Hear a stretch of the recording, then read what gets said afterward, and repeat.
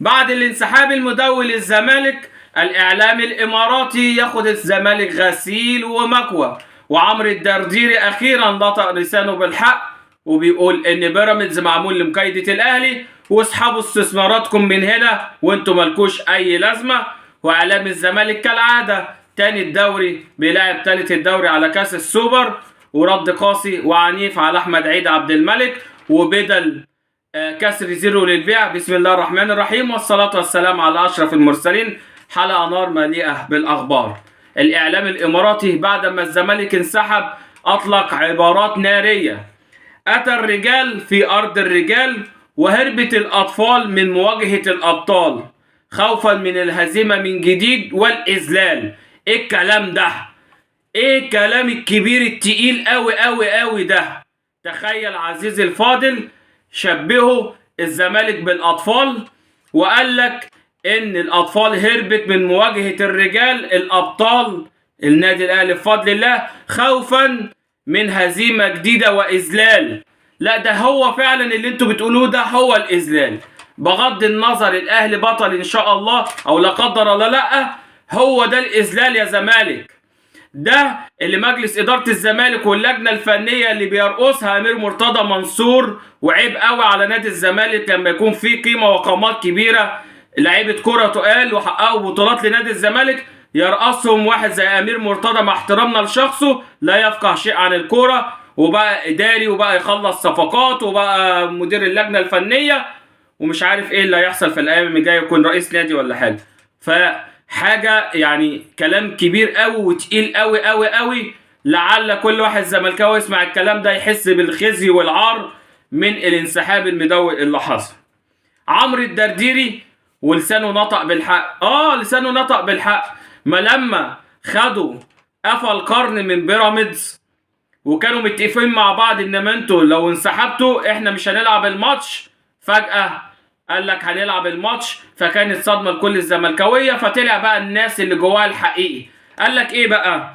ان الاهلي البيراميدز موجود لمكايده الاهلي، معمول اساسا علشان خاطر حاجه معينه وهي مكايده الاهلي ومضايقه النادي الاهلي. تاني حاجه، انتوا مالكوش لازمه. دلوقتي بقى مالهمش لازمه.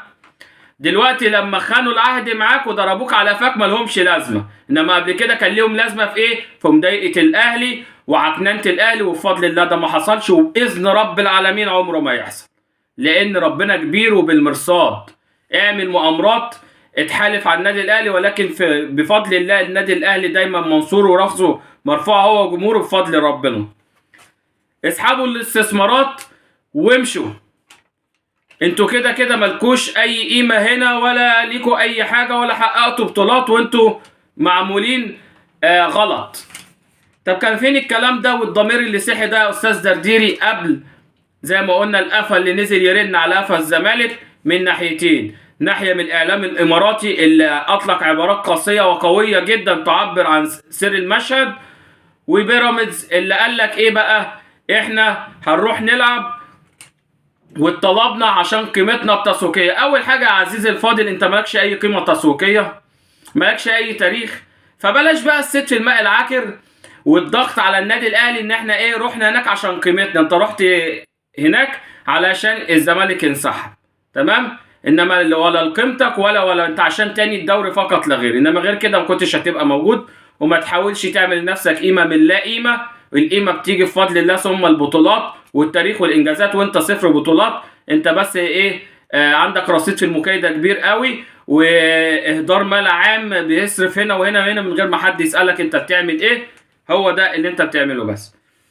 يجي بقى المكايده من قناه نادي الزمالك اللي بيقول لك تاني الدوري بيلاعب تالت الدوري. ايه قيمه الماتش؟ قيمه الماتش ان النادي الاهلي بطل كاس مصر يا حبيبي. هو انت ليه بتقلل من وجود النادي الاهلي في كاس السوبر؟ الاهلي بيشارك علشان هو بطل كاس مصر، وبيراميدز بيشارك علشان انت انسحبت وخفت وهربت، خايف تطلع بنتيجه كارثيه فهربت، فلعب البديل بتاعك. فلما اتكلم كلام عقلاني ومنطقي، ما تضحكش الناس عليك. النادي الاهلي بس ما تنساش ان هو بيشارك بصفته صاحب لقب كاس مصر، مش عشان ثالث الدوري. احمد عيد بيقول لك ايه بقى؟ ان مكاسب الزمالك من الانسحاب او الاعتذار عن كاس السوبر اكبر من المكاسب لما كان هيلعب. طب لما انسحبت، هل انت خدت $1,000,000 قيمة البطولة الجوائز؟ هل اتضاف في تاريخك بطولة جديدة؟ هل فرحت جمهورك؟